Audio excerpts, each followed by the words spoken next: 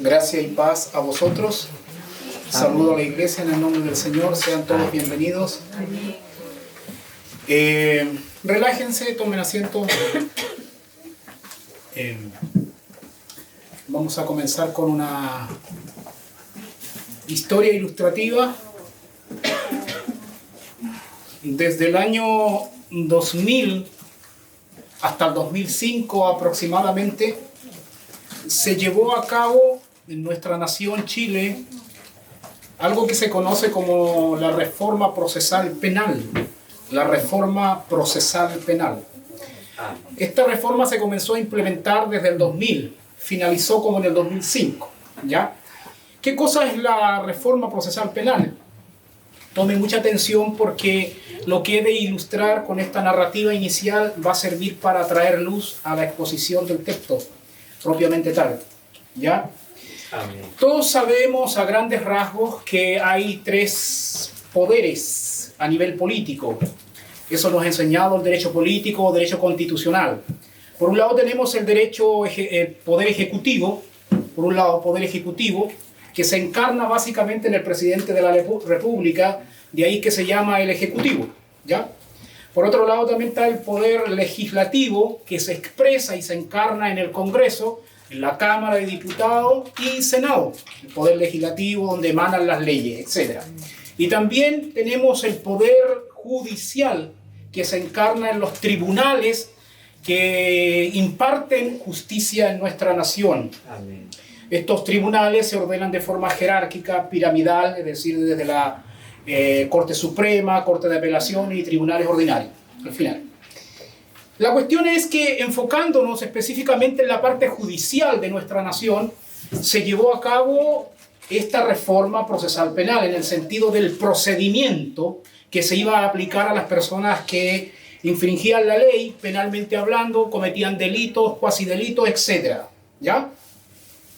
¿Esta reforma en qué consiste básicamente? Antes del 2000, en nuestra nación se aplicaba otro procedimiento distinto al que se aplica hoy. ¿Cuál era o cómo se llamaba? Este se llamaba el sistema inquisitivo.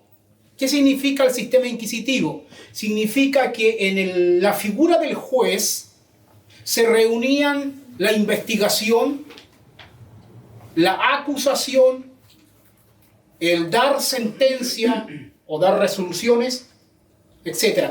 Todas las actuaciones básicamente se centraban en el juez. Particularmente el juez acusaba y de ahí nacía el imputado, ¿ya? En la reforma procesal penal desde el 2000 para acá, esas funciones empezaron a salir del juez y empezaron a estacionarse en otras figuras.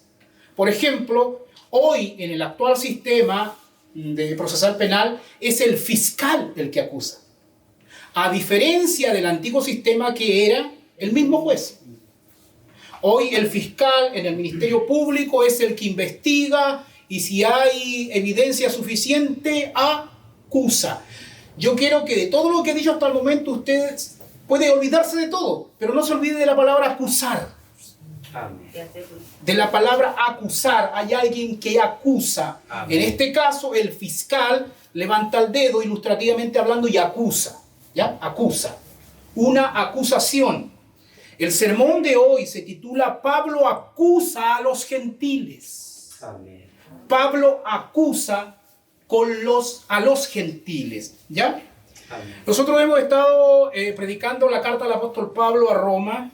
Esta carta maravillosa que tiene 16 capítulos y que ha trastornado las vidas de muchas personas para bien. Gloria a Dios. También para mal. Amén. Pero para bien, por ejemplo, revolucionó la vida de Agustín de Hipona. Revolucionó la vida de Juan Calvino. Revolucionó la vida de John Wesley. Revolucionó la vida de Martín Lutero.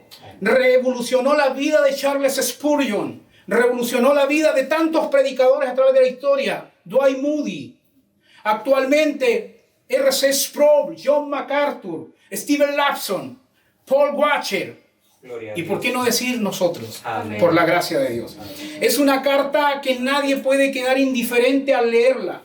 Porque es una carta que te confronta, es una carta que te desnuda, es una carta que te deja upside. Amén. ¿Ya? Esta carta maravillosa, como les estoy diciendo, fue escrita en el 57 después de Cristo. El apóstol Pablo, al finalizar su tercer viaje misionero, estaba en Corinto, hospedado en la casa de un hermano llamado Gayo. Eso usted lo puede encontrar en el capítulo 16 de esta carta. El apóstol Pablo estaba hospedado ahí en Corinto, en la casa del hermano Gayo. Tenía intenciones inmediatas de volver a la iglesia en Jerusalén a dejar unas ofrendas que había recolectado por Asia Menor. Sin embargo, tenía entre ceja y ceja viajar a Roma. Viajar a Roma para predicar el evangelio, porque en Roma había otra iglesia local. Gloria a Dios. ¿Ya? En el 57 escribe esta carta. Sin embargo, quien mueve la pluma propiamente tal y Pablo dicta es el hermano Tercio. El hermano Tercio es aquel que escribe la carta a los romanos, pero dictada por el apóstol Pablo. Amén. Pablo es el actor, el intelectual de esta carta, humanamente hablando. Por ejemplo, en Romanos 16:22 dice: yo Tercio, que escribí la epístola, os saludo en el Señor. ¿Ya? Por ejemplo, hablando del hospedador de Pablo, Romanos 16:23 dice: os saluda Gayo, hospedador mío, y de toda la iglesia os saluda Erasto, tesorero de la ciudad, y el hermano Cuarto, etc. Ahora, ¿quién llevó esta carta a la ciudad de Roma? ¿Quién funcionó como cartero?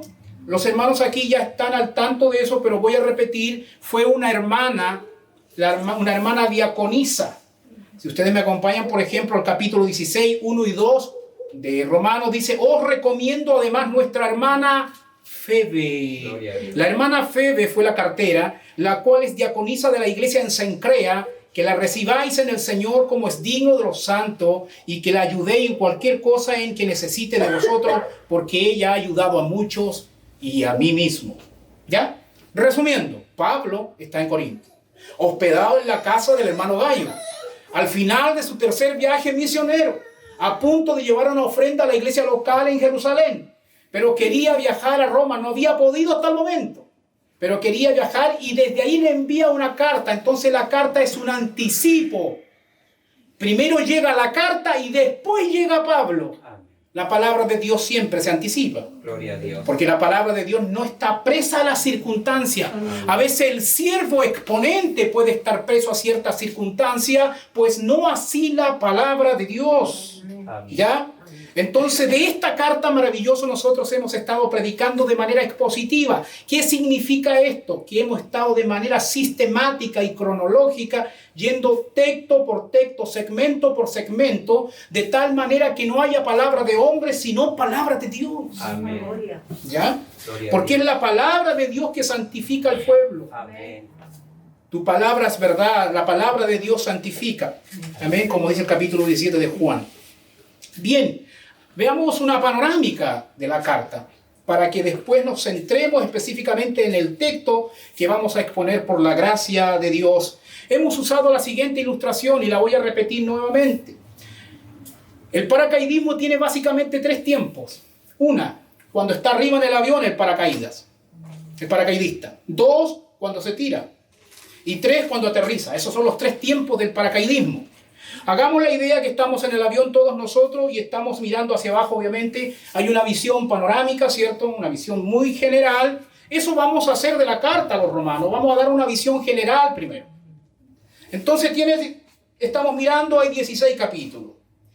Y estos 16 capítulos podríamos resumirlos de la siguiente manera, de forma temática. Los temas a grandes rasgos que trata. Por ejemplo, desde el versículo 1 al versículo 7 del capítulo 1, Pablo saluda y da una introducción.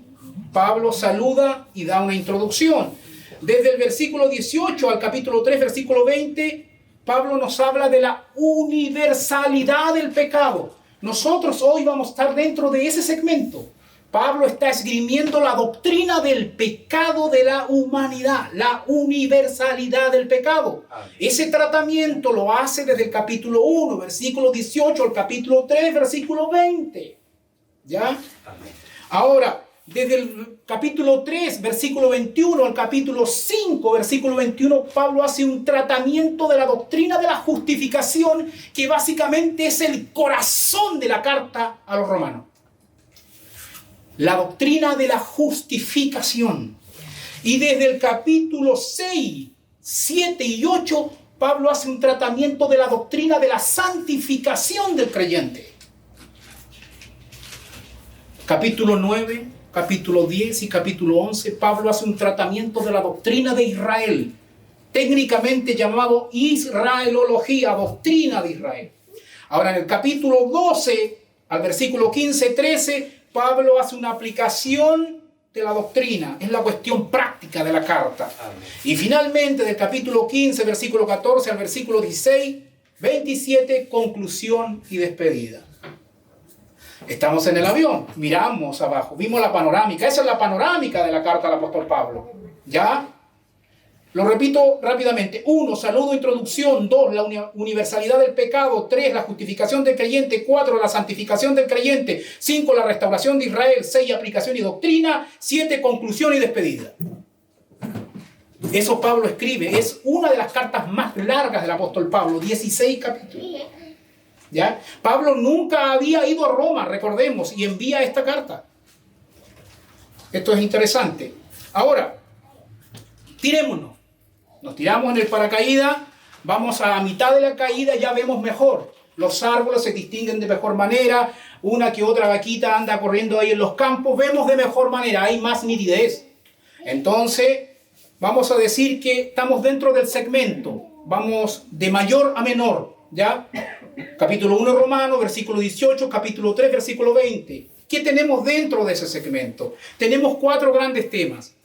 Por ejemplo, desde el versículo 18 al 32, cerrando el capítulo 1, tenemos los gentiles son pecadores. Amén.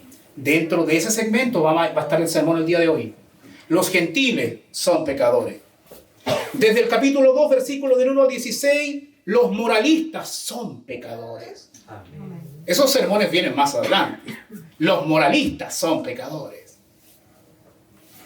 Tercer gran tema dentro de este segmento, desde el capítulo 2, versículo 17 al capítulo 3, versículo 8. Los judíos son pecadores. Amén.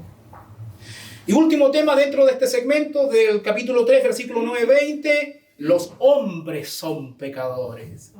Amén. Mire, en el capítulo 16 del capítulo 1, versículo 17, cuando nosotros vimos las 3 razones para predicar el evangelio. 1, el evangelio no avergüenza. 2, el evangelio es poder de Dios. En el evangelio se revela la justicia de Dios. Ese es el tema de la carta. Y antes de que Pablo empiece a hacer un tratamiento más detallado del evangelio, que es el tema de la carta a los romanos, que es la doctrina de la justificación, antes de eso comienza a hacer un tratamiento del pecado. Teológicamente podríamos decir que nadie puede predicar el evangelio si primero no predica la doctrina del pecado. En otras palabras, no podemos anunciar las buenas noticias del evangelio si primero no predicamos las malas noticias. Amén. Hay muchos carteles evangelísticos que por tradición ponen: Jesús es más grande que tu problema, o Dios es más grande que tu problema. Ese es un cartel teológicamente equivocado, porque en realidad el cartel debería decir: Dios es tu problema. Esas son las malas noticias por las cuales debe comenzar el evangelio. No tratar de emocionar a la gente o que se les pare los pelitos creyendo que eso es unción. Eso simplemente no es unción, eso es piel de gallina. Amén. Como digo siempre, hasta Ricardo Arjona produce eso. Antes de predicar las buenas noticias tenemos que esgrimir la doctrina del pecado. Y es lo que Pablo, el apóstol a los gentiles, es lo que hace. Gloria a Dios. Si de hecho, si uno analiza cómo Pablo organiza los temas en esta carta, Pablo no comenzó dando dulces, Pablo comenzó predicando la doctrina del pecado. Amén. Pablo como publicista no le hubiera ido muy bien, porque Pablo no acostumbraba a vender la pomada. Amén. Nunca había ido a esta iglesia. Y uno cuando va a un lugar por primera vez, por tendencia natural humana, uno trata al menos de caer un poquito bien. Pero parece que Pablo no trataba de hacer eso. Porque comenzó esgrimiéndole la doctrina del pecado. Parece que Pablo entendía que el evangelio es poder de Dios y no manipulación humana. Amén. Amén.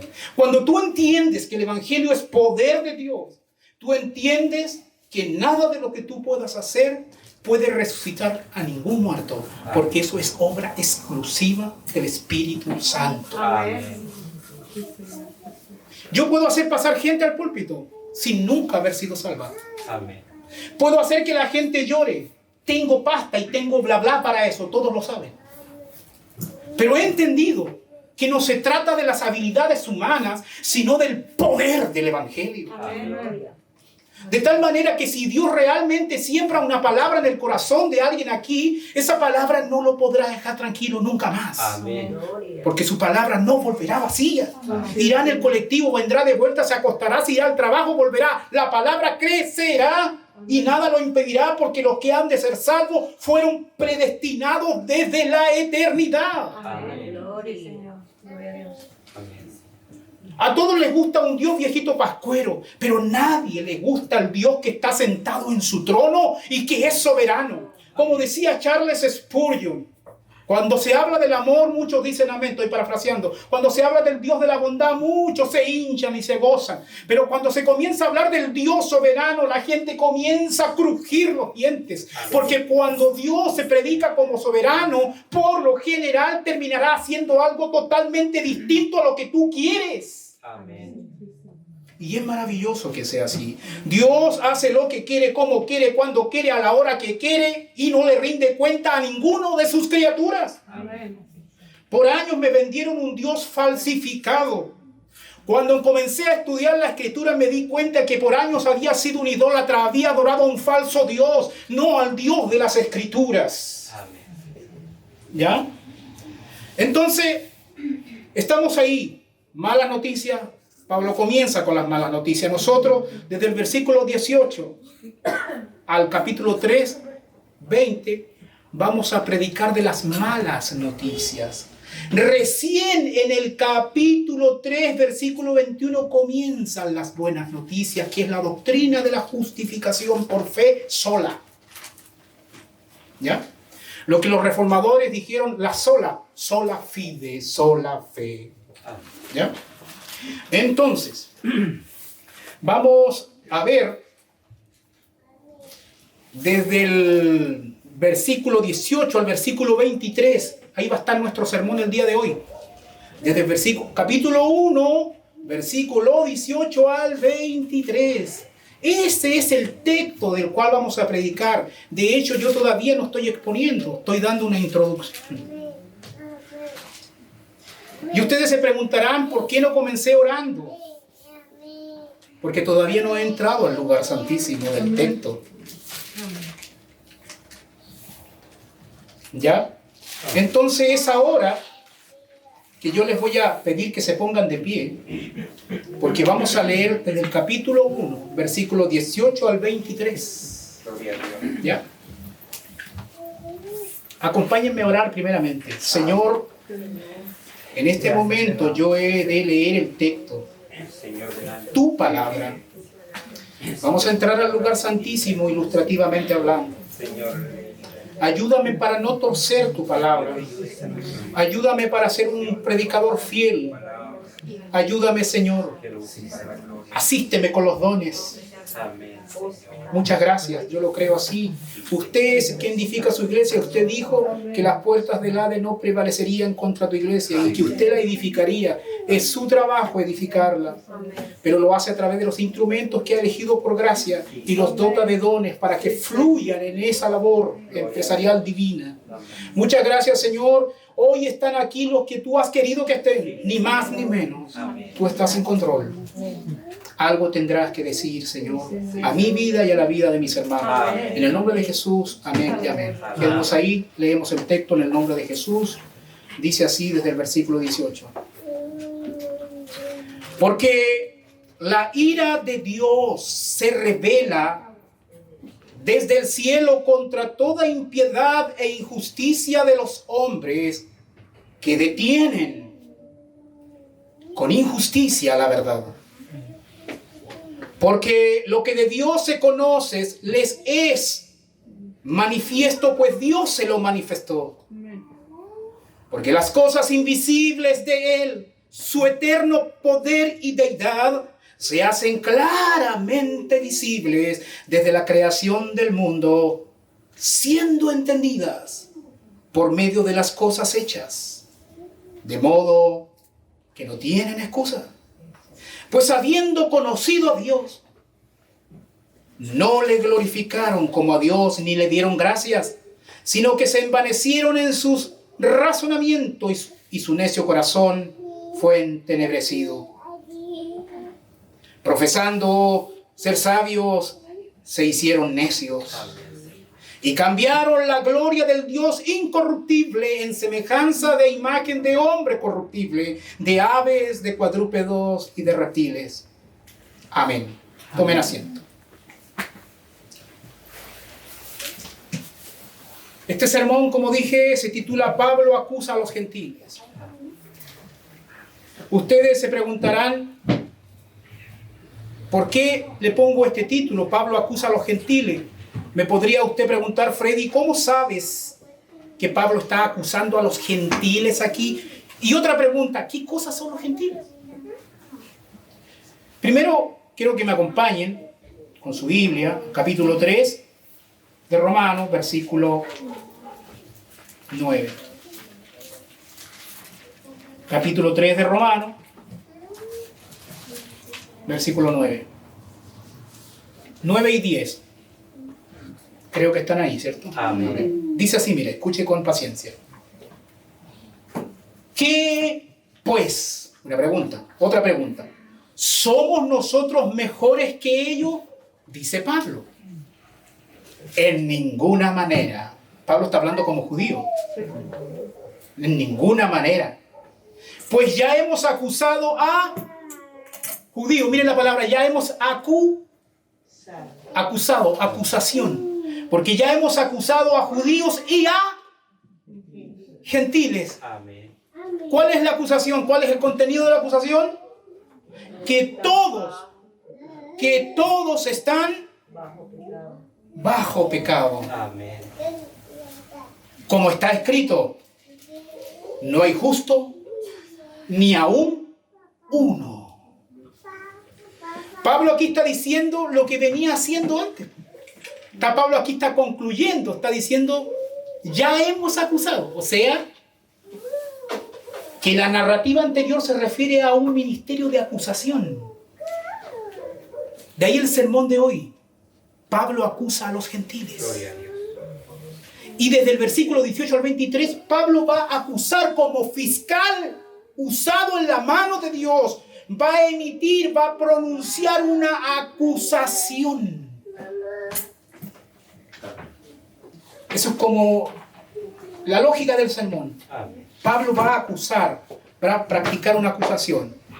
Y esta acusación se lleva a cabo dentro de los versículos, dentro de los 6 versículos que ya leímos, desde el 18 al 23. Dentro de estos 6 versículos vamos a ver 3 puntos principales. Primer punto, el gentil es impío e injusto. Grábelo en su mente. El gentil es impío e injusto. Eso lo vamos a ver en el versículo 18. En el versículo 19-21 vamos a ver, el gentil no es ateo.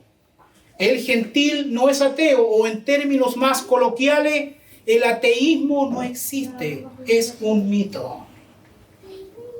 Estoy hablando del ateísmo cognitivo, el ateísmo práctico siempre va a existir. Pero el ateísmo cognitivo no existe, es un mito. Por más que los ateos digan que son ateos, no lo son. Amén. Y no solo no lo son, sino que saben que no lo son. ¿Ya? Punto 3, el gentil es necio idólatra. Miren, 3 cosas vamos a ver en esta narrativa. El gentil es impío e injusto. El gentil no es ateo. El gentil es necio e idólatra. Amén. Mire el discurso que llevaba Pablo, la carta que se estaba entregando. Así comenzaba Pablo. Cuando Pablo predicaba o enseñaba el evangelio, así comenzaba. Dando una antropología bíblica del ser humano. Amén. El otro día fue una entrevista de trabajo. La primera pregunta En realidad no la primera, pero una de las preguntas que me hizo la persona que me estaba entrevistando fue: ¿qué me puede decir de usted? Yo pensé internamente, ya comenzamos mal. Porque yo puedo dar mi currículum en ese papel que uno miente, en ese. O decir la verdad. Entonces ahí me venía la antropología bíblica. Freddy, ¿quién eres? ¿Quién eres? O ¿quién eres sin Cristo, por decirlo de alguna manera? ¿Cuál es tu currículum sin Cristo? Amén. ¡Wow! Y aquí ya perdí la pega. Pablo comenzó diciendo que el gentil era impío e injusto, que no era ateo, o sea, era un falso. El gentil es necio e idólatra.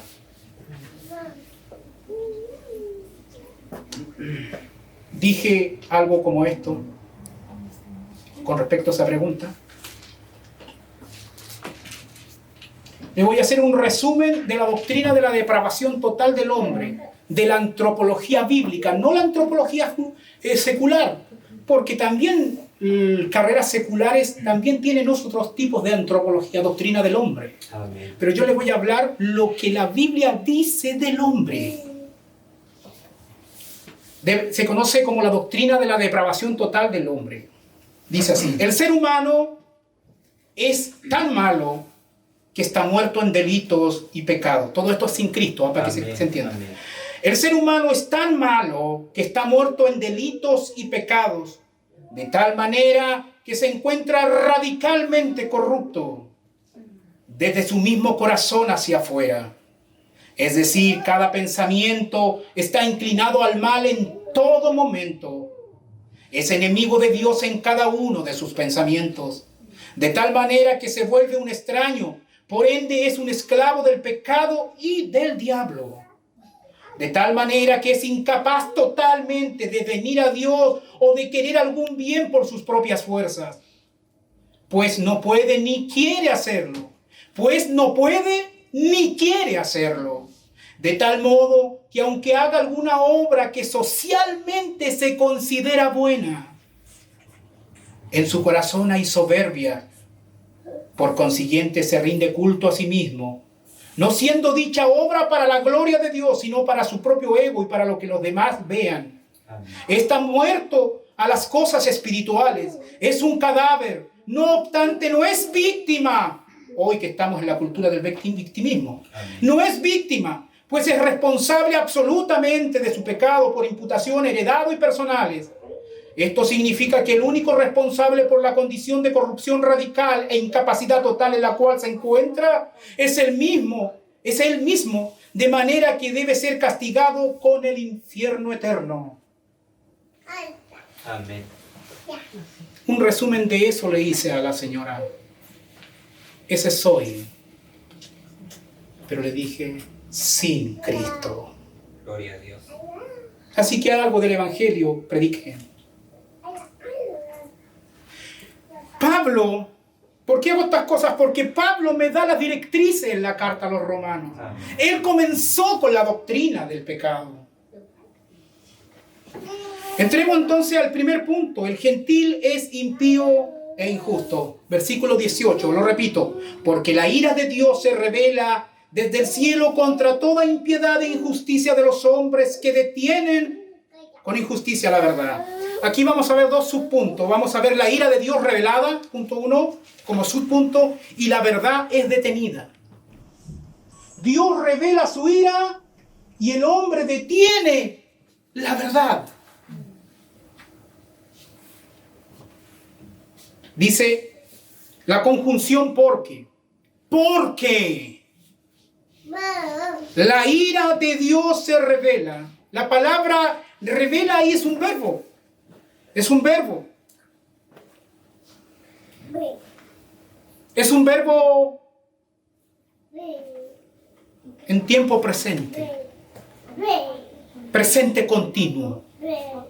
Es decir, desde que el hombre cayó en el huerto del Edén junto a su mujer y fueron echados del huerto, desde ahí hasta la restauración de todas las cosas, comenzando con el milenio, durante todo ese periodo, la ira de Dios se ha venido revelando. La palabra griega es apocalipsis, se revela. Es decir, la historia del hombre es un apocalipsis continuo. Amén. En el sentido no escatológico del apocalipsis, sino en el sentido de que Dios ha venido interviniendo en las etapas de la historia y ha venido revelando su ira. Por ejemplo, la primera manifestación de la ira de Dios es que a la primera pareja, al primer matrimonio, los echó fuera del huerto.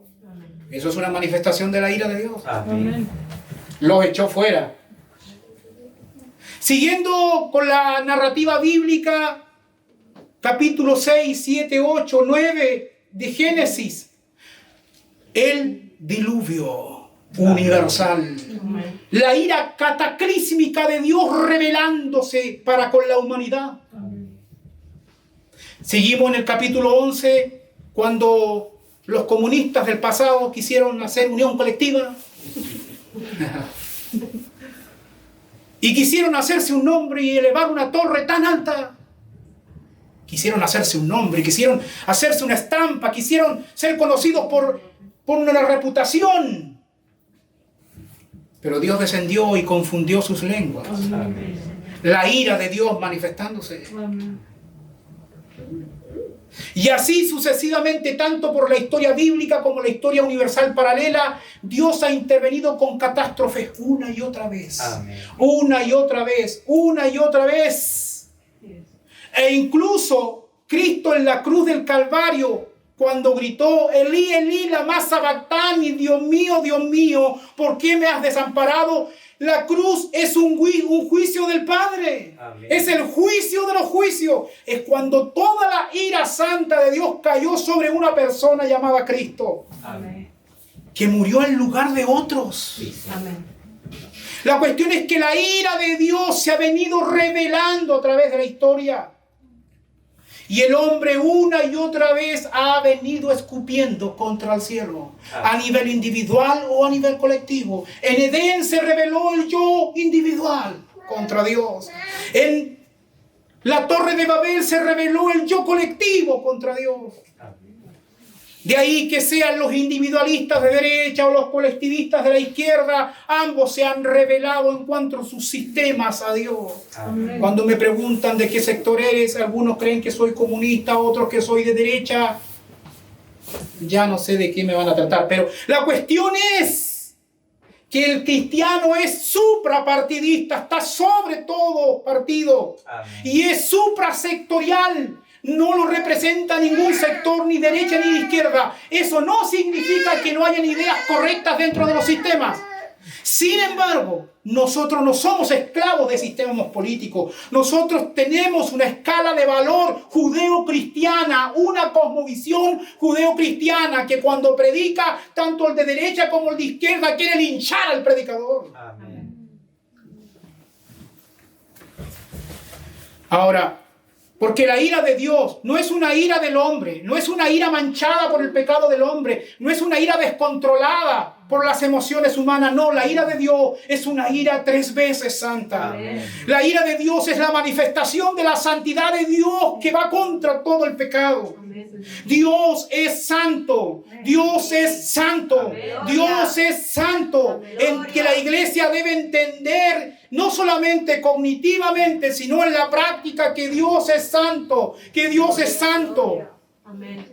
Eso es terrible para el hombre que es pecador, porque la ira de Dios se revela desde el cielo, es decir, el centro operativo de la ira de Dios es la soberanía, es el cielo, viene de arriba. Es decir, el que manda arriba también manda abajo. Amén. Desde el cielo contra... ¿Cuál es el objeto de la ira de Dios? Contra toda impiedad. Esta palabra en su significado es contra toda insolencia del hombre, contra toda irreverencia del hombre. El hombre manifiesta con la impiedad su insolencia, su irreverencia. Hoy lo vemos por todos. Es el hombre cada vez manifiesta más su insolencia. Amén. A nivel cultural, a nivel jurídico, a nivel social, a nivel familiar, en todas las esferas de la sociedad, el hombre está siendo cada vez más insolente. desde el cielo contra toda impiedad e injusticia de los hombres. El hombre es injusto. El hombre proclama y predica justicia social, pero en la práctica es injusto. Es muy injusto. ¿Por qué? Solo ejemplos. Dice, el gobierno me roba. Eso es algo que se escucha por todos lados, ¿no? Uno le podría devolver la pregunta, ¿y tú por qué le robas la plata a tus hijos tomándotela? Amén. Déjeme decirle que el problema nunca ha sido de dinero. Porque aunque tengamos pocos, Dios siempre da. Amén. Gloria. La cuestión es la administración. Amén. Amén. Y en eso mucho hemos caído, en menor o mayor grado. Amén. El hombre tiene para ahorrar. El problema es que se lo toma. Y el hombre es acusador de su prójimo, pero no mira su cola. Amén. Se vuelve fariseo. Cuela al mosquito y se traga al camello. Amén. Porque la ira de Dios se revela desde el cielo contra toda impiedad e injusticia de los hombres. Mire, esta palabra es importante, que hay un verbo que detienen. La palabra detienen es un verbo que está en presente. Eso es en tiempo presente. Eso significa que el hombre ha detenido, detiene y detendrá.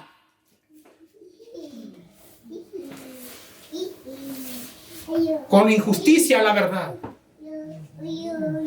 Es decir, el hombre cuando es expuesto ante la verdad, en este caso ante la verdad de la revelación general, quiero hacer un punto aquí, no sé si se dieron cuenta que las primeras alabanzas, la 1 y la 2, me parece que la 3 igual, nos hablaban de la revelación general. Amén. Hay dos revelaciones básicamente, revelación general de Dios y la revelación especial. ¿Qué cosa es la revelación general? La revelación general es esto, es la autorrevelación de Dios de sí mismo, en todos los tiempos, en todos los lugares, a través de la creación, a través de la conciencia del hombre y a través de la providencia, es decir, la historia. Amén. Es decir, si no existiera la Biblia, Dios todavía hablaría al hombre a través de la revelación general. Y esto es lo que Pablo está esgrimiendo y acusando al mundo gentil, que aunque ellos no estaban expuestos ante la ley judía, el gentil no estaba expuesto ante la ley judía. Gentil es toda persona que no es judía o israelita, para que se entienda. Aun cuando ellos no tuvieron la exhortación de los profetas mayores y menores del Antiguo Testamento, el mundo romano, el mundo griego, etc. Sin embargo, tenían una revelación que les hablaba, la creación. Amén. Les hablaba de que había un creador. Y no solo que había un creador, porque cuando tú ves la creación y ves esas bellas flores, esos bellos ríos, esas bellas nubes, no solamente sabes que hay un creador, sino que a la vez sabes que tiene muy buen gusto. Amén. Es decir, hay un muy buen diseñador. Y todo diseño, usando la lógica aristotélica, todo diseño demanda un diseñador. Amén. Detrás de todo diseño hay una mente pensante. Entonces el mundo gentil que no tenía acceso a la revelación especial que era la Biblia y Cristo, sí Dios les hablaba a través de la creación, también les hablaba a través de la conciencia. Amén. Porque la ley moral está escrita en el corazón del hombre. Amén. No podemos escapar del dedo acusador de Dios. Amén. Y la historia que revelaba las intervenciones de la ira divina que se revelaba. ¿Ya? Dice que detienen. Ilustrativamente hablando, aquí los eruditos hablan que esto es como un resorte. Todos conocen un resorte, ¿cierto? Estos resortes duros que hay, que cuesta bajar. Todo ser humano anda con un resorte. Este resorte es la verdad de la revelación general que está en todo ser humano, Amén. en su conciencia. Pero el hombre es tan injusto y es tan impío, es decir, no es pío, es impío. El hombre trata de detener esa verdad, ese testimonio interno y ese testimonio externo de la creación que viene contra él, como empujar el resorte hacia abajo. Porque el hombre detiene y no quiere que la verdad le cause efecto. Amén. ¿Ya? Entonces, contra más se revela la verdad de la revelación general, el hombre es tan malo porque es corrupto que aprata el resorte para que el resorte lo deje tranquilo un ratito. Por eso que los ateos tienen el resorte bien apretado. Quieren cauterizar la conciencia. Pero de repente nos falta que alguien le predica a la calle, o nos falta que el sol sale y el sol mismo les predica. El resorte salta para arriba. Oh. Por eso que hay dos formas de hacer apologética, defensa de la fe. Una, mostrar 1000 argumentos, que está bien, apologética evidencialista. O la apologética presuposicionalista. ¿Qué significa esto? Cuando alguien te diga, yo soy ateo, no creo en Dios. Tú lo puedes mirar y puedes darle 1000 argumentos. ¿Pero para qué? Tú sabes que no lo eres. Sí, públicamente lo eres, en la escuela, en el trabajo, para quedar como agallado. Claro. Pero cuando llegas a la casa, entras a tu cuarto, cierras la puerta, te acuestas, tomas la cabecera y estás ahí. Y tu conciencia te dice que eres falso, eres muy falso. Tú sabes que Dios existe. Amén. Tú sabes que Dios existe. Gloria. Cuando a mí de repente discuten conmigo, yo le digo, pero explícame una cosa, ¿por qué tu conciencia está de acuerdo conmigo y no contigo? Así que somos dos contra ti. El gentil es impío e injusto. Hay gente que cuando tú le predicas, no solamente te queda escuchando así, no, hay gente que no me hable. ¿Por qué? Porque el que uno le hable, les afecta, porque les remueve todo por dentro. Y más los descarriaditos. Esos son, no, que me vas a remover todo por dentro. Déjame tranquilo. Claro, de mí o de usted se pueden escapar, pero no de su conciencia. Y no del árbol, no del viento, no de la hoja del otoño, no del río, no del salmón, no de la trucha. Porque ellos siempre predican. Entonces este es el primer punto, la primera acusación de Pablo. El gentil es impío e injusto, porque la ira de Dios se revela desde el cielo contra toda impiedad e injusticia de los hombres que detienen con injusticia la verdad. Amén. Aun si no existiera la Biblia, el hombre no tiene excusa. Entonces la ira de Dios se revela y la verdad es detenida por el hombre incrédulo. Pasemos al segundo punto. El gentil no es ateo. Eso lo vamos a ver en el versículo 19 al 21. Dice así: porque lo que de Dios se conoce les es manifiesto, pues Dios se lo manifestó. Amén. Porque las cosas invisibles de Él, su eterno poder y deidad, se hacen claramente visibles desde la creación del mundo, siendo entendida por medio de las cosas hechas, de modo que no tienen excusa. Pues habiendo conocido a Dios, no le glorificaron como a Dios, ni le dieron gracias, sino que se envanecieron en su razonamiento y su necio corazón fue entenebrecido. Amén. Aquí vamos a ver, el gentil no es ignorante. El gentil es un deudor. El gentil es un mal agradecido. El gentil es egocéntrico. Amén. El gentil tiene un corazón engañoso. El gentil no es ignorante. Veamos eso en el versículo 19 y 20. Dice, porque, otra conjunción, porque lo que de Dios se conoce, les es, aquí hay un verbo, es, tiempo presente, voz activa, modo indicativo, realidad, les es manifiesto, mire, pues Dios se lo manifestó. ¿Se da cuenta que los arbolitos, los pececitos, los pajaritos, los animalitos, la naturaleza, los bosques, los caminos, los desiertos, los volcanes, predicaron antes que nosotros y siguen predicando hoy? Amén. Pues Dios se los manifestó a través de la naturaleza, Amén. a través de la conciencia y a través de los acontecimientos de la historia, la providencia. Como Dios desplegó que hayan tantas naciones aquí, naciones allá, Dios puso término y frontera a las naciones en su providencia.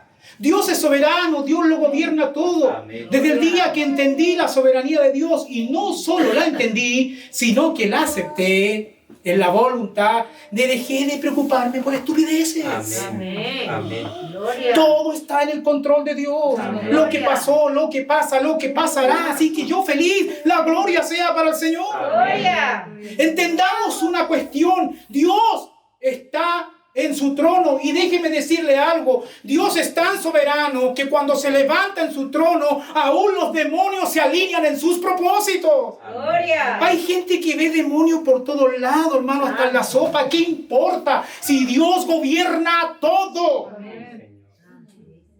Si Dios usa hasta el diablo, Amén. Dios usa un burro, Amén. Gloria. no me va a usar a mí. Faltaba esa parte. Entonces, el gentil es ignorante, porque lo que de Dios se conoce les es manifiesto, pues Dios se los manifestó. Eso está en tiempo auristo, es decir, en algún momento en el pasado, Dios se manifestó. Dios predicó. Amén. Dios predicó. Por eso es que cuando hay terremotos, cuando se le mueve el piso a alguien, ¿qué hace el cristiano verdadero? Predica, Señor. Sigue predicando, Señor. Qué insensible este hermano. Una vez mi abuela y mi tía me fueron a despertar a las 3 de la mañana cuando hubo un tremendo trueno en los hornos. No sé cuántos años atrás. Y llegó hasta como mover un poquito la tierra. Llegaron llorando a la cama. Como uno le predica el rapto de no sé qué películas estaban pasando. Y dijeron, Freddy, ¿qué pasa? ¿Qué pasa? Y era un trueno. Dije, vayan a acostarse. Es papá. Porque es Dios soberano. Amén. Dios soberano, si quiere me mata, si quiere me da vida. Amén. Amén. A los que aman a Dios, todas las cosas ayudan a bien. Amén. Incluido la diabetes. Amén. No, porque la diabetes puede ser una rienda para que te mantenga en línea. ¿No? Amén. Por lo porfiados que somos, ¿no? Amén. A los que aman a Dios, todas las cosas ayudan a bien. Y esa palabra todas, si la estudiamos en griego, yo llegué a la conclusión que significa todas. Entonces, el gentil no es ignorante. No es ignorante de la revelación general. El gentil es un deudor, dice el versículo 21. Pues habiendo conocido a Dios, ahí, no le glorificaron como a Dios. El gentil no ha glorificado a Dios, es decir, le ha robado la gloria a Dios continuamente. Por ende, se ha constituido en un deudor. El gentil es un deudor. Hermano, todos nosotros, antes de venir a Cristo, le hemos robado la gloria de Dios. Incluso siendo cristianos, le hemos robado la gloria de Dios. Amén. Todo lo que tú hagas tiene que ser para la gloria de Dios. Todo.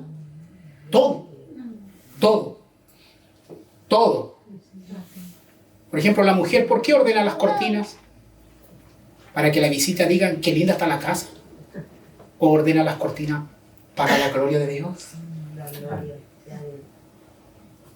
Si ordenas las cortinas para que te digan que eres una muy buena dueña de casa, entonces estás quitándole la gloria a Dios. Estás robando la gloria a Dios. ¿Por qué razón crías a tus hijos y a tus hijas? ¿Para que tus hijas glorifiquen a Dios? ¿O para que tus hijas sean conocidas o tus hijos sean conocidos como sobresalientes? Eso es pura vanagloria. Amén. Vanidad. De vanidades, dijo el predicador, todo es vanidad.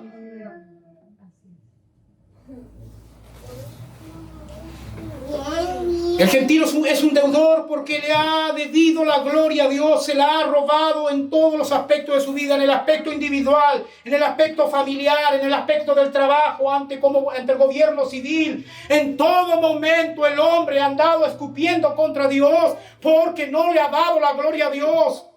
Incluso cuando hace obras sociales, como decía la definición del comienzo, lo hace para tener un currículum de que es una buena persona.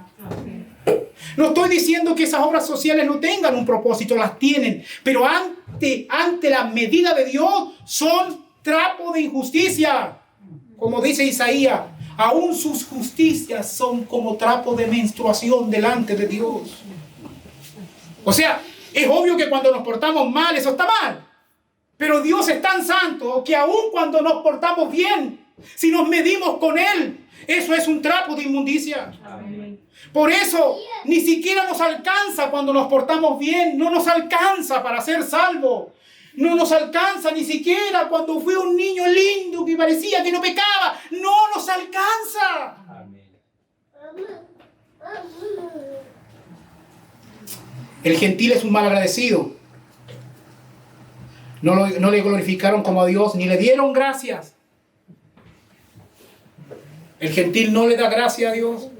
Dios le pone el pan en la mesa, no agradece. El cristiano, ¿por qué cree usted que ora, cristiano? No porque haya una doctrina de que debes orar para comer, no.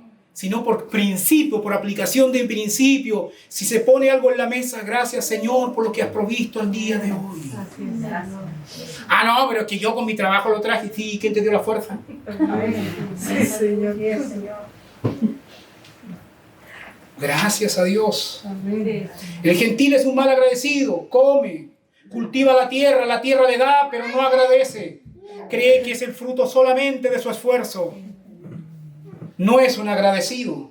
El gentil es egocéntrico. A Dios, no le glorificaron a Dios ni le dieron gracias, sino que se envanecieron en su razonamiento. El yo, el sapo inflado. Yo puedo, mi fuerza, yo soy. Yo iré y haré. Yo iré y tendré éxito. Yo soy un emprendedor. Nada en contra de las actitudes de emprendimiento, siempre y cuando sean para la gloria de Dios. Pero si no son para la gloria de Dios, son verdaderos escupos al cielo. El hombre se vuelve tonto. El hombre da vuelta la mesa con las patas para arriba. El hombre camina con la cabeza. El hombre gentil camina con la cabeza y no con los pies. Se envanecieron en su razonamiento. Se creen agallados. Se creen exitosos, sabiendo que hoy Dios puede venir y qué precio darás por tu vida. Amén. Dice, el gentil tiene un corazón engañoso y su necio corazón fue entenebrecido. Tienen un corazón oscuro, un corazón de tiniebla, un corazón engañoso. Jeremías ya lo sabía mucho tiempo antes. Jeremías 17:9. Engañoso es el corazón más que todas las cosas. Amén. ¿Quién lo conocerá? Dios lo conoce, por eso habla de él. Amén. Amén. El hombre es corrupto de su interior mismo hacia afuera, desde su centro operativo de su personalidad, que es el corazón. Y no me refiero al corazón físico, me refiero al centro operativo mental de la voluntad. Amén. El hombre es corrupto, la mujer es corrupta, está constantemente inclinado al mal. Cuando yo predico el evangelio, les aplico la ley como principio. Y empiezo a aplicarle mandamiento por mandamiento, mandamiento por mandamiento. Digo, ¿cuántas veces se necesita robar para ser un ladrón?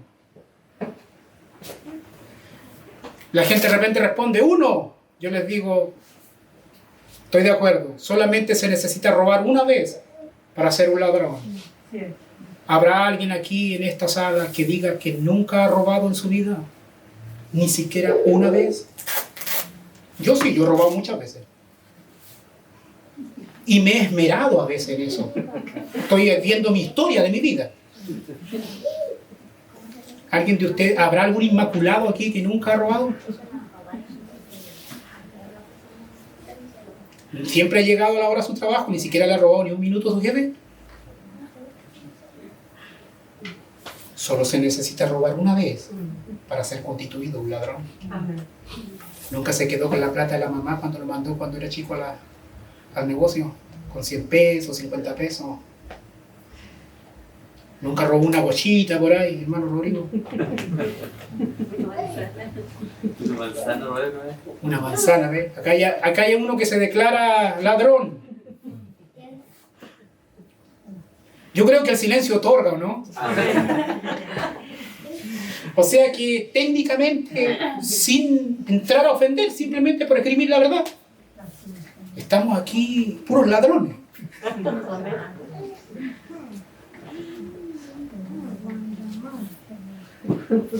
¿Cuántas veces se necesita mentir para ser un mentiroso? Una vez. ¿Habrá alguien aquí que diga que nunca, pero nunca, ha mentido ni siquiera una vez en su vida?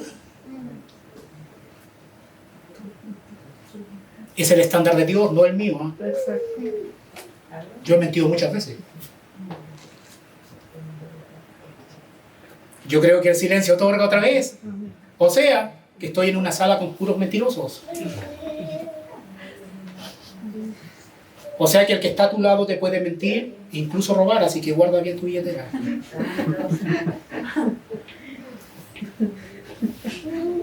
Y empezamos a aplicar la ley. Y empezamos a aplicar la ley para acusar al hombre de que es culpable. ¿Me entiendes? Porque las buenas noticias vienen después. Amén. Aquí voy a poner una que puede, no sé, siempre la ponen los predicadores, ya la vamos a poner. ¿Cuántas veces se necesita adulterar o fornicar para ser un fornicario o un adúltero? Una vez. Alguien puede decir, aquí hermanos, sí que yo estoy limpio, porque yo nunca he adulterado. ¿Eh? Pero si le aplicamos el estándar de Jesús, si deseaste en tu corazón, ni siquiera concretaste la cuestión carnalmente, sino que si en tu corazón deseaste a alguien que no correspondía, en otras palabras, ya adulteraste, ya fornicaste. Qué alto es el estándar, ¿no? ¿Qué es lo que pasa cuando se mira las novelas con los galanes? ¿Cómo que se llama la que están dando ahora? Los gavilanes, ¿cómo es? Cuando aparecen los gavilanes, los deseos internos, esos son tan escondiditos, ¿no? Porque eso no se dicen. Pero la conciencia lo sabe. ¿Habrá alguien aquí que diga que nunca tuvo un pensamiento en ese sentido? Ni un deseo, por más pequeño que sea, o una fantasía que pasó por la cabeza. Yo, hermano, tengo que andarme atajando. Por la gracia de Dios. De hecho, la gracia de Dios me frena. De hecho, cuando yo peco, yo no caigo, yo me tiro. Porque algunos se creen víctimas. Yo me tiro. O sea, yo caí, dice. Así como que, como víctima. No, si aquí nadie cae. Aquí la gente se tira. Porque es pecadora. Amén. El silencio otorga. O sea que estoy en una sala con ladrones, mentirosos, adúlteros y fornicarios. De hecho, la gente dice, los que están en la iglesia son unos hipócritas. Por eso la gente dice eso. Bueno, el hermano John MacArthur, parafraseando, lo dice, pero es mejor estar con los hipócritas de adentro que con los hipócritas de afuera. Porque en los hipócritas de adentro hubo alguien que pagó sus pecados como sustituto en la cruz. Amén. No por mis méritos, no por mi justicia, sino por la justicia de otro. Es decir, por una justicia alienígena. Aquí no estamos hablando de marciano. Alienígena significa externa. Una justicia que viene de otro. Una justicia que viene del Calvario.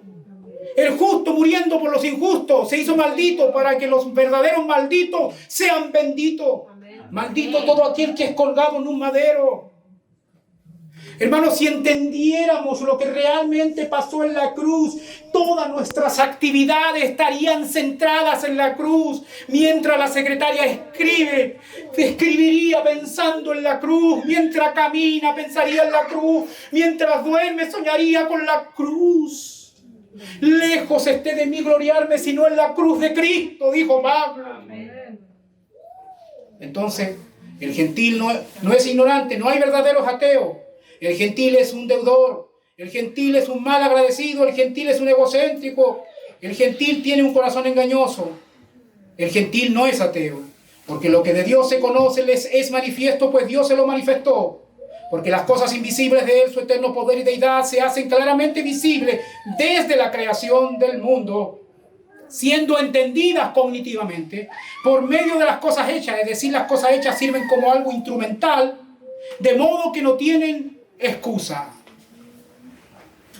Eres inexcusable, tú hombre cualquiera que seas, tú mujer cualquiera que seas. ¡Wow! Ese es el currículum del hombre y de la mujer. Ese es el verdadero currículum vitae teológico. Pasamos al último punto. El gentil es necio e idólatra. Eso lo vamos a ver del versículo 22 y 23. Dice así: profesando ser sabios se hicieron necios y cambiaron la gloria del Dios incorruptible en semejanza de imagen de hombre corruptible, de aves, de cuadrúpedos y de reptiles. Vamos a ver dos puntos aquí. La razón de la necedad, la razón de la idolatría. ¿Cuál es la razón de la necedad? Profesando ser. La palabra profesando verbo, la palabra ser verbo. Profesando ser sabios, se hicieron necios. Los gentiles profesaban, es decir, decían, daban testimonios de ellos mismos. Yo soy una persona muy sabia. No solamente en lo que digo, sino en el ser mismo, ontológicamente hablando. O sea, estos tipos tenían un concepto muy alto de sí mismos, la filosofía griega. Amén.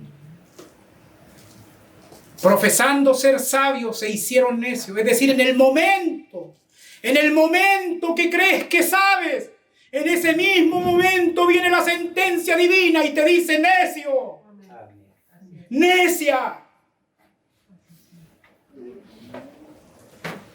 El problema del hombre y de la mujer es que se cree más buena que Dios. Si el problema no es que te creas malo, porque al creerte malo estás diciendo una verdad nomás. El grave problema es cuando te crees bueno. Amén.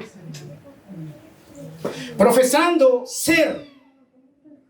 Mire lo que dice, profesando tiempo presente, es decir, no es un hecho que pasó en el pasado y que ahora no es siempre, es presente continuo. Amén. Continuamente el gentil profesa ser sabio, pasado, presente y futuro. Se hicieron necios, tiempo auristo, se hicieron necios en el pasado, en un tiempo borroso, necio. ¿Se imagina un evangelista que entre y comience su sermón? Vosotros sois todos necios. Probablemente los programas de homilética le pondrían muy mala calificación a ese predicador. Amén. Mientras Pablo le pondría un 7. Amén. Porque hoy los programas de predicación expositiva incluso se vuelven tan afeminados, lloran por todo. Hermano, estamos en la cultura de la victimización. Si hoy nadie acepta que otros tengan una opinión distinta, me ofende. Amén. Andan tan delicados, afeminados, que incluso algunos esconden su opinión, pero para ser prudentes, para ser sabios, para no causar daño. Estamos en una generación de plástico, donde le tienen miedo a la confrontación de ideas. No, que aunque no sea mujer, pero le voy a decir mujer, porque él se percibe como mujer y no quiere ofender. Cuando entré ahora en el colegio, nos pasaron un papelito a todos los que estábamos esperando ahí. Dijeron, pongan ahí cómo queremos que lo llamemos a ustedes. Él o ella. Y estoy seguro que muchos no estaban de acuerdo, pero como se sienten censurados por la lógica progresista, empezaban a poner, por ejemplo, María ponía ella. Claro, porque póngale que se crea hombre, entonces no le van a decir ella, porque se va a ofender. Me pasaron un papelito. Póngale Freddy nomás, si el artículo está implícito, le dije. ¿O acaso no es lógico?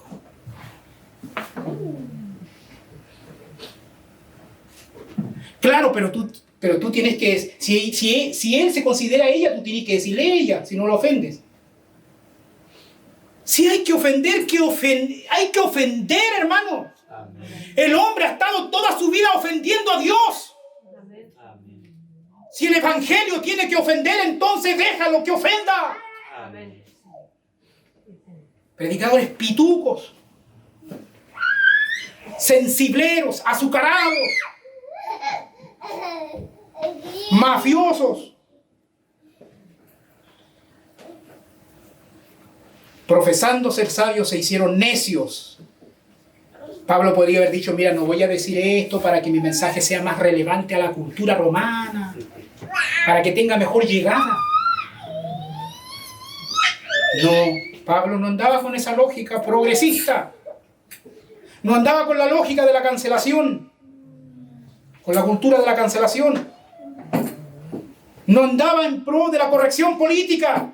Pablo había sido llamado a decir la verdad, ¿se acuerda el primer sermón? Apartado por Dios, con un cerco divino, un cerco misionero.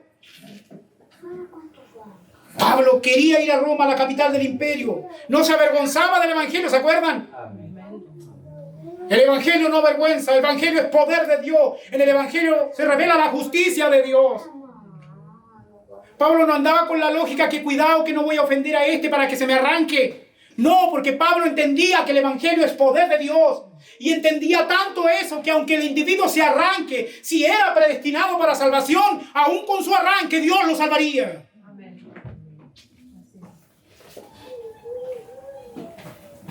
Predicadores que creen que el éxito de una predicación depende de que todos salten y empiecen a para allá, para acá, un tremendo desorden que aquí y allá, llorando aquí y allá. ¿Creen que eso es el éxito de una predicación? Eso no es el éxito de una predicación. El éxito de una predicación es que se ponga el texto, porque solo el texto tiene vida, porque el texto es envuelto por el Espíritu Santo, porque el texto no viene por una agencia humana, el texto viene de arriba, la palabra de Dios, hecha lobo. Amén.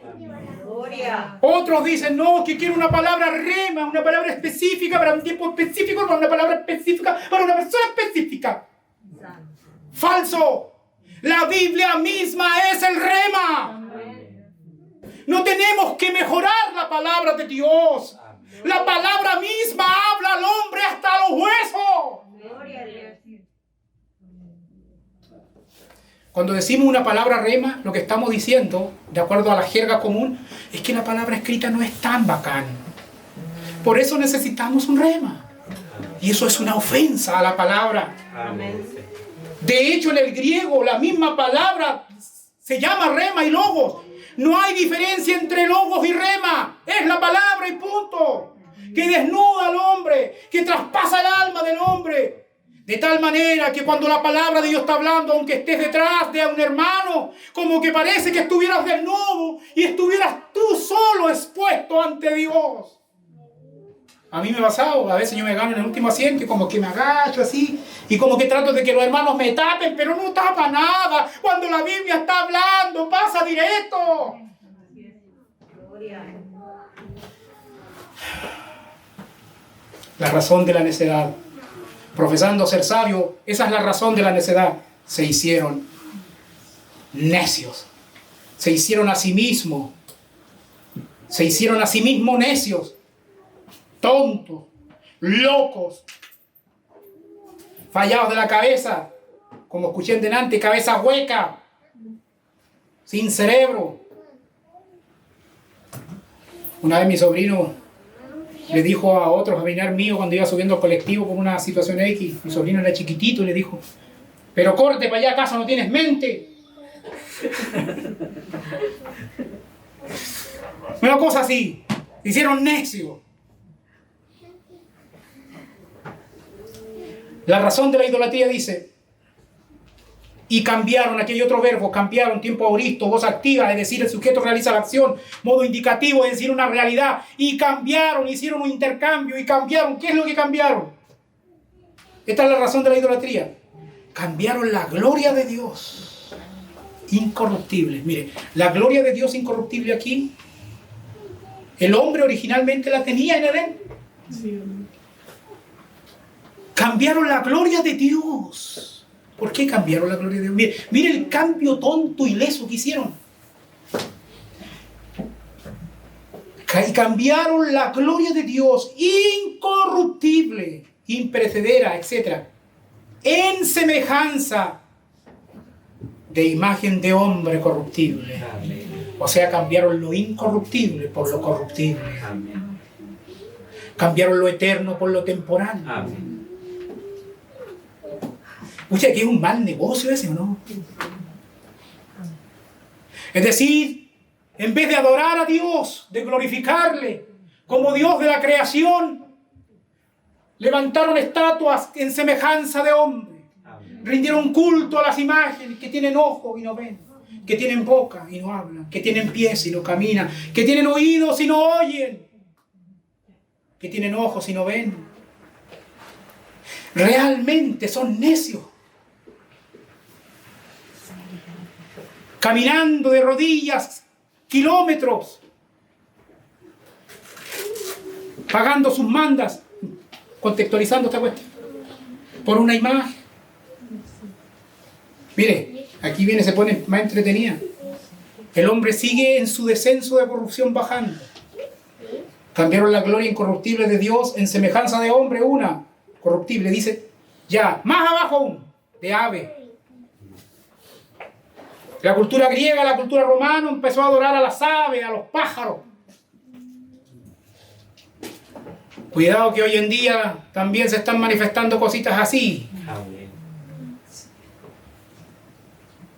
Algunos alimentan más al loro choroy que a los hijos.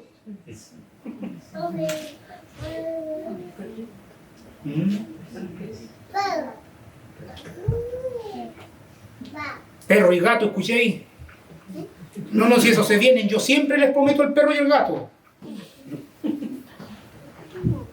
En semejanza de imagen de hombre corruptible, de aves, de cuadrúpedo, perro, gato, 4 patas, anda con 4 extremidades, y de reptiles. En la India, más de 600 dioses adoran al ratón, a la vaca. Como dije en Valdivia, yo me comería la vaca, pero no la adoraría. Por ahí vi un video donde una vaca levantaba la mano y el hombre le ponía la cabeza y le ponía la pata encima, adorando a la vaca. Mire cómo se degrada el hombre cuando hace este cambio de la gloria de Dios por la creación. En vez de adorar al Creador, termina adorando a la creación. Es decir, la creación es tan hermosa porque nos revela, pero los hombres son tan necios que esa hermosura, en vez de por esa hermosura adorar al diseñador, es decir, el que las hizo, termina adorando al objeto hecho. Amén. Es como si a usted le regalaran un cuadro y usted encontrara ese cuadro tan hermoso que puede ser, pero al final adorar al cuadro y venir de repente el pintor, ándate para allá. Nada que ver. Así se degrada el hombre cuando hace el intercambio de la gloria de Dios por la creación. Siendo objetivos, hermano, y dejando alguna excepción fuera, por cierto, que las puede haber, pero yo he visto una tendencia en el movimiento feminista, las que luchan contra el patriarcado, que son pro aborto, matar a sus hijos, que odian al hombre. ¿Pero saben por qué odian realmente al hombre? Porque quieren ser hombres. En realidad no odian al hombre por odiar al hombre, odian a Dios por haberlas hecho a ellas mujeres y no hombres. Amén. Esa es la verdadera cuestión que está detrás. Tiran todo su veneno y todo su victimismo contra el hombre porque en realidad no están de acuerdo con lo que Dios hizo. El problema se puede manifestar en lo político, se puede manifestar en lo jurídico, se puede manifestar en lo cultural, pero lo que realmente está detrás es una razón bíblico-teológica. Quieren ser como el hombre, quieren liderar, quieren mandar, quieren andar trayendo de la jeta al amigo de al lado. A las mujeres feministas les conviene un jeteado. Siéntate así. Siéntate ahí. Siéntate en ese lado de la mesa. Ahora siéntate acá. Se come así. No, así no se va al baño. Anda para allá. Toma, aquí tienes 2.000 pesos. Esto para allá, para acá. ¡Jeteado! No digo que cada acción de esa sea con mala fe. Yo estoy hablando de la tendencia, del patrón. Si el problema de Edén, hermano, es que Adán fue un jeteado. ¿Qué le dijo Dios a Abraham? ¿Por cuánto? No, lo que le dijo a Adán. ¿Por cuánto obedeciste la voz de tu mujer? ¿Significa esto que no haya que obedecer? No, no estoy diciendo eso. Muchas veces las mujeres son muy sabias y los hombres son necios y ahí hay que obedecer. Pero yo estoy hablando que el principio es que es el hombre la autoridad del hogar. Es el hombre que tiene que ser el macho, es el hombre que tiene que levantarse a las 3 de la mañana cuando ve un ruido. Es el hombre. No es la mujer, no es... Yo he visto hombres que dicen, levántate tú, mi amor, a ver qué, mira la ventana. Poco hombre, levántese, vaya para afuera aunque lo maten. La razón de la necedad, la razón de la idolatría. Adoraron al hombre, adoraron a los animales de 4 patas, adoraron a los reptiles, adoraron a las aves. Yo no he visto feministas, dejando alguna excepción fuera, que no tenga un gato, que no tenga un perrito, que lo viste, lo humaniza. ¿Y sabe por qué? Porque trata de llenar el vacío que tiene con un gato, con un perro. Entiendan que cuando Adán estaba en el huerto, Dios dice, no es bueno que el hombre esté solo. Pero habían animales, ¿no? ¿Qué quiero decir con esto? Que el animal nunca va a reemplazar la compañía de una mujer. Y viceversa, el hombre nunca, un animal nunca va a reemplazar la compañía de una mujer. Un animal nunca va a reemplazar la compañía de un hombre para con una mujer. Ahí. Por eso que las feministas y todos estos movimientos son pro-animalistas, pro-ambientalistas. Uno dice, pero ¿cómo? Si están simplemente diciendo que quiere cuidar el arbolito, que quiere cuidar la plantita. Oh, qué inocente. Quiere cuidar la plantita, quiere cuidar los ríos.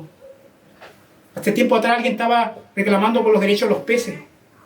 Porque cuando uno los pesca con anzuelos es porque viola sus derechos.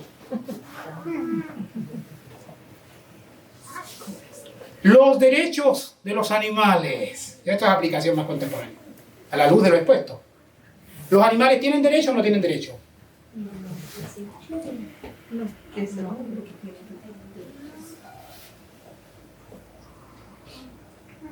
Todo el movimiento feminista, el movimiento animalista, de hecho dentro del mundo jurídico hay toda una revolución para reconocerle derecho a los animales.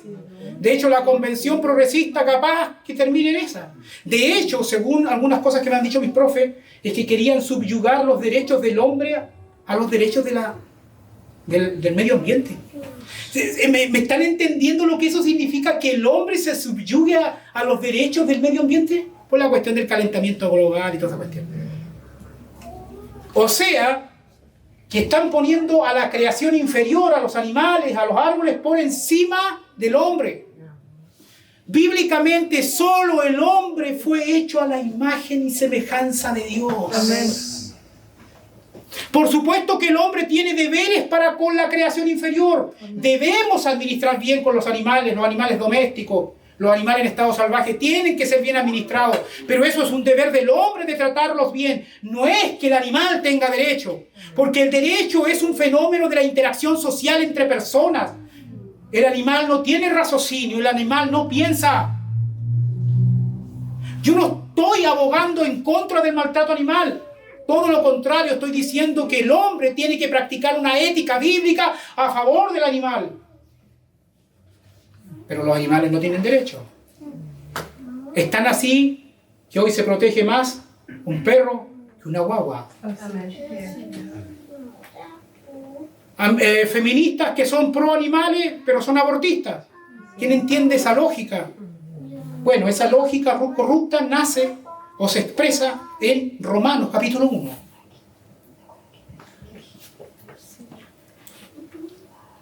Me preguntaron en la entrevista también, lo primero que me preguntaron fue, ¿usted qué prefiere? ¿Un jefe hombre o una jefa mujer? Buena pregunta, dije, wow. Complicado. Esta ideología está impregnando todo. Como un cáncer en metástasis, está metido en todo. Infiltraron la educación, infiltraron el trabajo, infiltraron el gobierno, infiltraron la cultura, infiltraron todo, la hegemonía.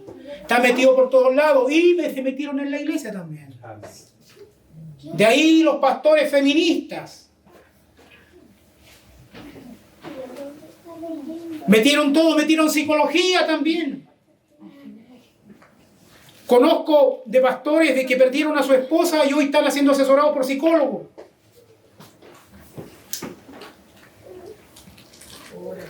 Sola Escritura, otra sola de la Reforma, sola Escritura. Quiero que entiendas algo, que Dios no está preocupado de tus emociones. Dios no es un psicólogo cósmico. Dios no vino a sanarte mentalmente, independientemente que lo pueda hacer. Dios no vino a eso. Dios, Cristo, vino a salvarte. No rebajes a Cristo a un psicólogo. Las carreras están invadidas con estas cuestiones de ideología. Y los mismos profesionales cristianos que después sacan sus carreras terminan enseñando las mismas corrupciones. Porque no estudian su Biblia. Porque no estudian una antropología humana. Porque no saben que los verdaderos fundadores de las universidades, grandes universidades como Oxford, Harvard, todas fueron fundadas por cristianos, pero que se desviaron después cuando llegaron otros. ¿Quién es el que tiene el monopolio de la educación? ¿El Estado sobre tus hijos o tú como madre o padre?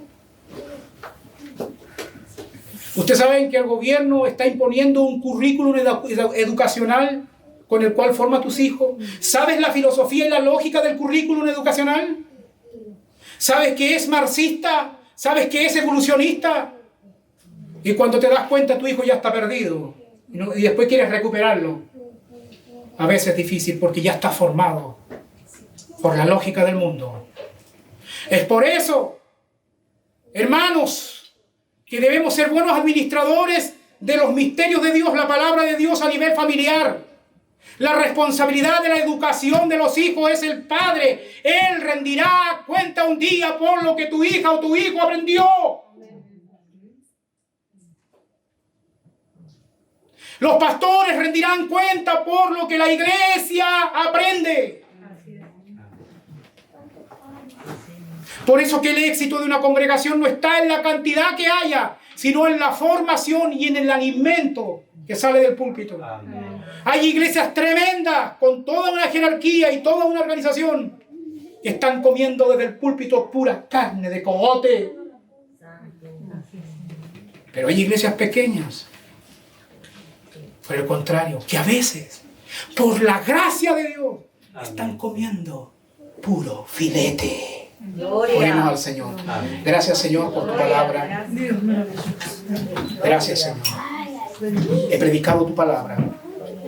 Ayúdame a cumplir tu palabra, porque por mis fuerzas yo no doy el estándar. Solo por la gracia de Dios. Usted es el que pone el querer como el hacer por su buena voluntad. Señor, permíteme no solamente haber creído por fe, sino andar por fe. La salvación no es por obra. Pablo lo dijo claramente: por gracia sois salvos por medio de la fe, y esto no de nosotros, es poder de Dios, no por obras para que nadie se gloríe.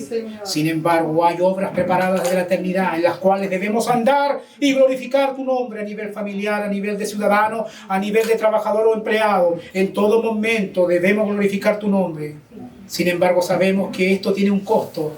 Por eso la Biblia es clara, que todo aquel que quiera vivir piadosamente recibirá persecución. Muchas gracias, Señor, en el nombre de Jesús. Amén y amén.